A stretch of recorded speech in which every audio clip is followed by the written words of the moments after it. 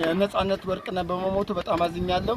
መጽናናት ለቤተሰቦቻቸውና ለኢትዮጵያ ሕዝብ እመኛለሁ። ግን የነጻነት መለሰ የሞተ ቀን ገነት አርቲስት ገነት ማለት ነው የተናገረችው ነገር ላይ ብዙ ሰው ተቃውሞ ምናምን አወራ። ኧረ ተው መጀመሪያ ወደ ኋላ እናስብ።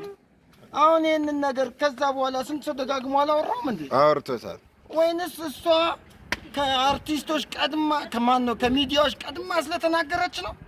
ይቅርታ መጠየቅ ያለባት አንድና አንድ ደረጃ ላይ ቀረጻ ላይ ሆኜ ነው የሚለውን ነገር እንጂ ሌሎቹ እኮ ማለት ነው እንደዚህ እየተወራ ነው። ሶስተኛ ነገር ደግሞ ማለት ነው ቲክቶከር ናቸው ምንድናቸው ምናምን አይደለም ልጅቷ ወይንስ የእሷ ጓደኞች አርቲስቶች እሷ ስለተናገረች ነው እንጂ ሊደብቁት አስበው ነበር። ያው እንደተለመደው እንደ ድሮውም እንደምናቀውም በእግሩ ሄዶ በሕክምና ስህተት እንዲሉ አስበው ነበር ወይስ ቀድሞ ስለሰራችሁ እና ባካችሁ ወንድሞቼ እቺ ልጅ ስለነገረችን እናመሰግናለን በሉልን እንጂ ስሟን